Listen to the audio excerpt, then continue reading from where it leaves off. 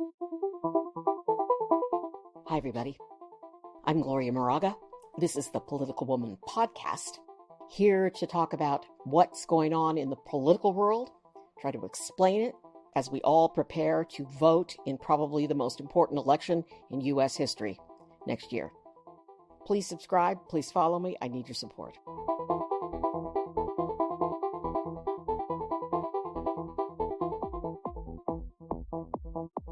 All right, Donald Trump continues to suck all the air out of the room and out of the country. He was arraigned on Thursday, right? Charged with 4 felonies in relation to the misdeeds regarding the 2020 election. At that arraignment, he was warned by the judge not to threaten or intimidate witnesses. And she said, "Do you understand this, Mr. Trump?" And apparently he was angry because she called him Mr. Trump and not president, which I talked about that in the last podcast. Okay, so he was warned, don't intimidate, don't do this. First thing on Friday, he starts threatening and intimidating and insulting people. The first one began with all caps, "You come after me, I come after you!" exclamation point. And then it just continued all weekend long and crazy. Jack Smith, after that first post, filed a request to the judge for a protection order. Now, the protection order, a lot of people misunderstand this when I'm posting on social media. The protection order is designed to protect members of the jury pool from being tainted or intimidated. It's about that. It's about that and about witnesses. It's not necessarily about Jack Smith. People are saying, "Oh, he's a sissy. The liberals are crying because they can't take it." No, it's not that at all. So Smith files for the protection order, and then Trump's lawyers come back and immediately ask for a delay. Delay. That's their modus. That's their method of doing this stuff. That's Trump. It's worked for Trump all his life. Delay. Stretch it out, drag it out. I mean, they've dragged out court cases for just years and years. Well, Judge Tanya Chutkan is having none of it. She kicked some ass this weekend. She told the Trump lawyers in no uncertain terms, no delays. She said something along the lines of, I didn't write it down as a quote, something like, "No, the prosecution's ready, and you're going to be ready, and we're going to move forward." So they finally did file something. Their deadline was today, and they filed it today. And basically what they're saying in their argument is that the protection order that Jack Smith, the DOJ, wants is too broad. They said it should be narrowed. And they are citing Trump's First Amendment rights. Quote, "The protective order is too broad. They want it narrowed to protect," quote, "Trump's free political speech." So free speech. Here's what else. They went further. They want to use some of the case evidence while campaigning. So they want to be able to take the evidence that the Department of Justice has gathered against Trump and use it to campaign against it. Oh my God. This is like so unbelievable. And then they requested they have volunteers access the discovery documents, and the volunteers will decide what's relevant and what isn't, and what should be protected and what shouldn't be protected. And it's like, oh yeah, I can imagine the volunteers they'd come up with. Whoa. Oh my God. Well, this is great because the DOJ responded to the Trump lawyers in record time. I think they had something out in like 3 hours. I mean, I went to settle down. I was supposed to go out to dinner with my friend, and I didn't want to go because my dog's not well. I'm settling down, right? I get an alert that Smith has responded. So Smith's response shoots back at Trump. He states bluntly that Trump wants to try the case in the media rather in the court, which is totally right on.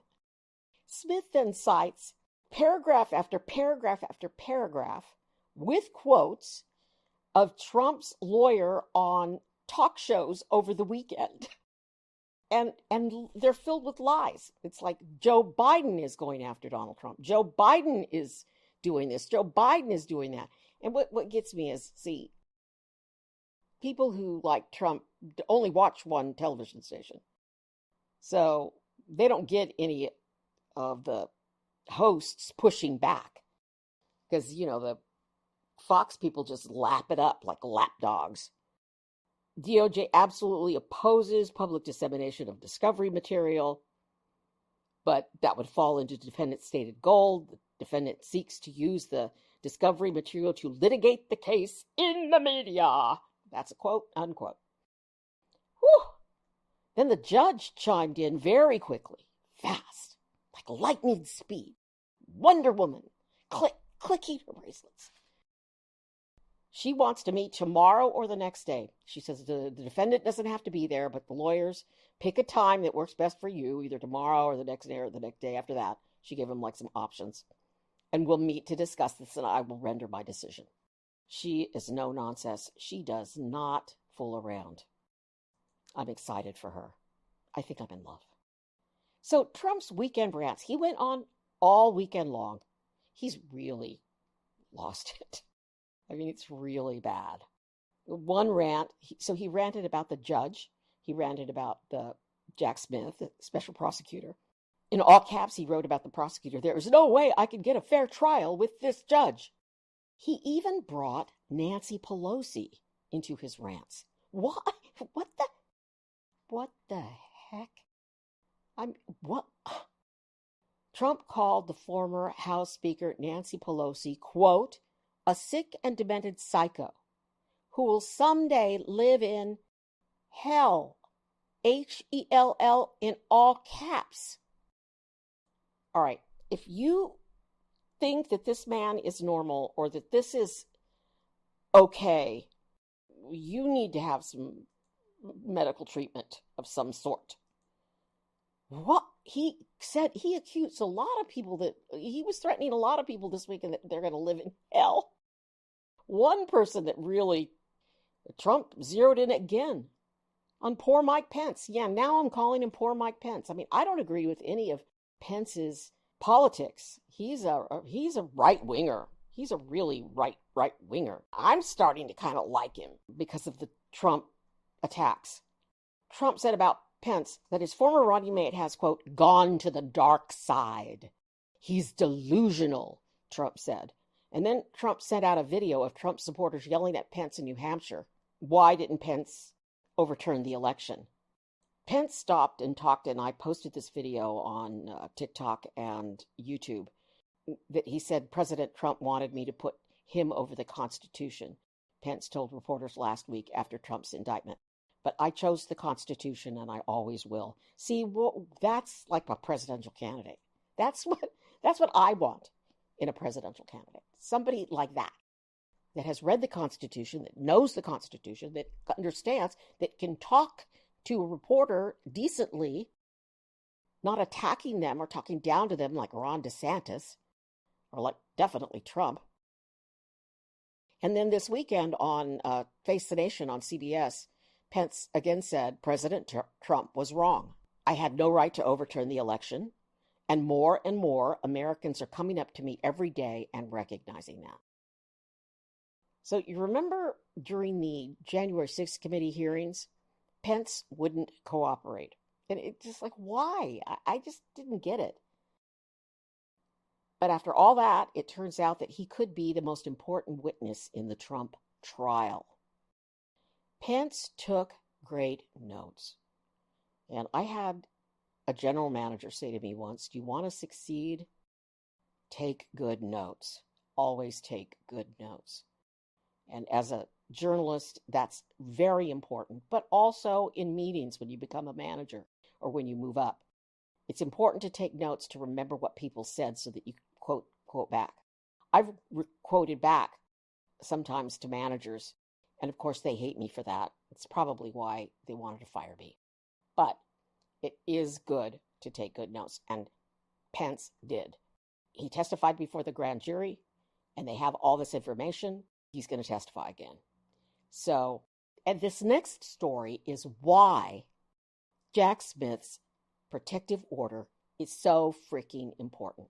I got this story from the Business Insider, and I have a note on how I got this story. I'll tell you after. I'll quote. Here is the headline. Fans of thrice indicted Trump are once again floating violent rhetoric about hanging Mike Pence. I want to watch his toes dangle in the breeze. That's a quote from this article. And the article goes on. The calls for violence were made on The Donald, a popular internet forum for Trump supporters. And the article goes on, quote, diehard Trump supporters are threatening to kill former Vice President Mike Pence again. And then the calls were made on The Donald and a popular internet forum. And one guy mentioned axes and says, quote, everyone gets a swing at the abdomen. Stray dogs clean up the mess. See what happens? People are not well. And Trump pushing their buttons and posting all this stuff is dangerous. This is dangerous. He's a dangerous man, and he's not well. He's not well. It frightens me that he could win again. Polls show that he's extremely popular and becoming more so. I don't want to move on from that to something even more depressing, but I'm gonna. Supreme Court.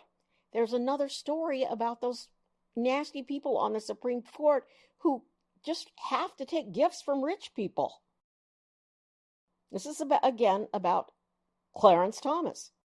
The New York Times dug up information about get this, you're just gonna, a $267,000 RV that Thomas bought. How did he buy it? He secured a personal loan from a wealthy individual. Now, what's the issue? The terms of the loan are secret. It's not clear if Thomas actually paid it back. Unbelievable. Yeah, they bought him a almost $300,000 RV. Congress wants to hold hearings and have some sort of a financial disclosure requirement. Republicans are in charge and they don't want the justices investigated. It is the Congress that can oversee the justices. It is the United States Congress that can add more justices, which I think we should do. Okay, we had some really good reports on the economy. Have them, and I think I'm going to talk about them in the next podcast because I want to keep these short and sweet because I want to do more of them. James Carville said when Bill Clinton was running for president the first time, it's the economy, stupid. And it is. It is. We're doing really great things with the economy, and we need to all embrace that and be joyful about it.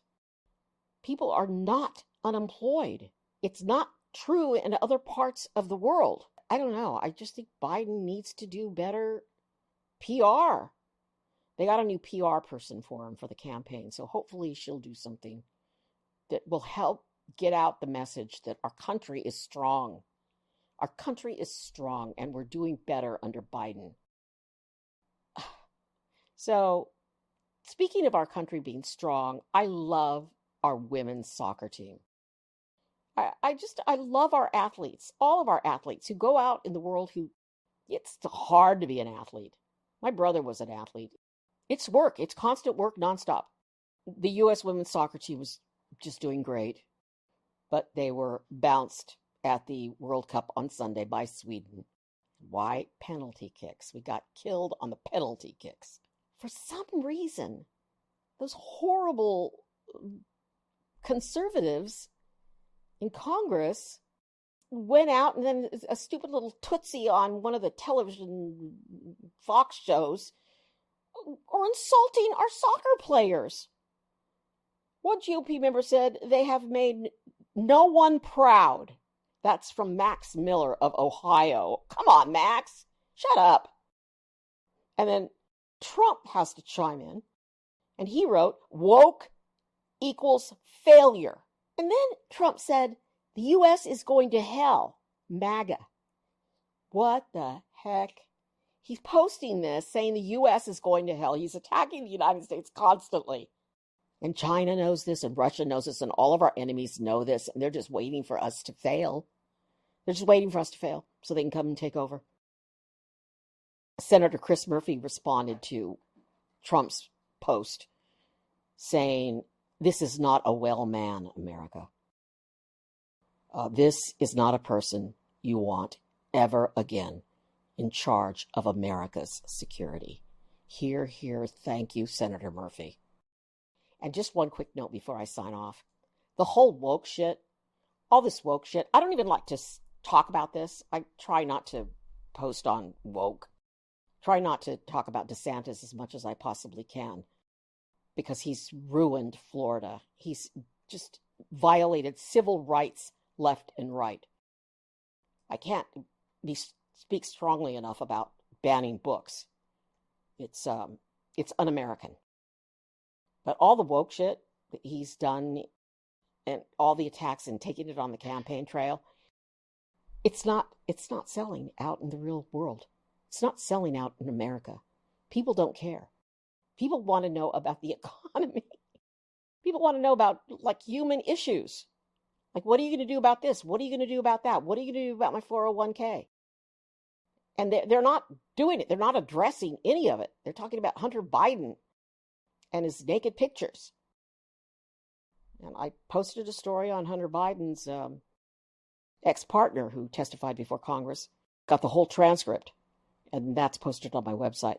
I also got some of the transcript of Rudy Giuliani's sex messages to his former assistant who's suing him for $10 million. That's on my website. Giuliani tried to get some of her testimony or part of her case thrown out. And in response to that, her attorney turned over some of the tapes and they've transcribed the tapes. The transcription has been verified. And I put it on my website. It's very demeaning to her, very graphic, very disgusting. Like I wanted to take a shower after I read it. So back to the whole woke thing. It's not selling, thank God. Thank you, America, for being smarter than this. Maybe it's the sun down in Florida. Maybe the Floridians are too sun-drenched to be smart about this stuff.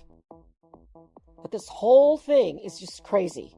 We have important problems in the world. We don't need to worry about books that are being read that you don't like. Don't read them. There aren't horrible books in our schools. Come on. And oh yeah, we're going to teach about the positive benefits of slavery. Horrible. All right. I'm Gloria Moraga, more of a rant than a podcast. That's what's been happening just the last couple of days. I'll keep you posted and let you know how things work out tomorrow or the next day or the next day. I'm Gloria Moraga, political woman. Please subscribe. Please follow me on TikTok and YouTube. I'm there. I'm posting every day. Go to my website, gloriamoraga.com. I love you. Be safe.